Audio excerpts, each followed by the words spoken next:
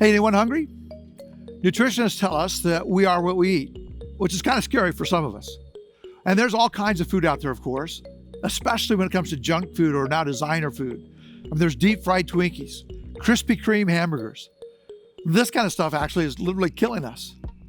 Well, if it's true physically, it's certainly true spiritually as well. So let me ask you, how's your appetite? Your spiritual appetite? The world is what it eats, and it's been hungry for violence and sex, hungry for wealth, all kinds of things. In fact, some of us see more murders and adulteries on TV or now our phone in a week, right, than our parents or our grandparents would read about in their lifetime. It's scary to think that we become what we eat spiritually as well. So many of us are filling our spiritual lives with junk food, and that's problematic.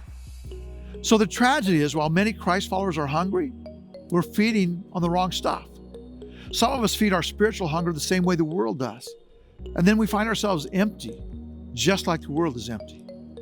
Well, our beatitude this week is from Matthew chapter 5, verse 6.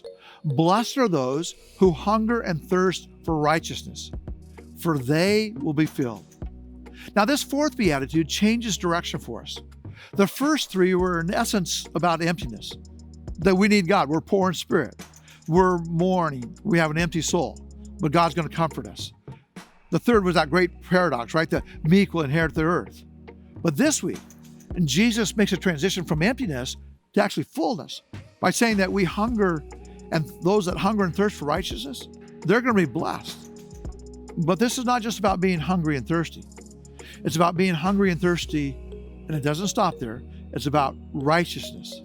So Jesus is talking about a hunger and thirst that connects you and I with God.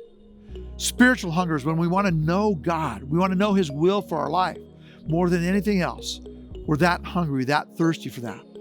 So righteousness really boils down to being right with God, to be in a right relationship with God.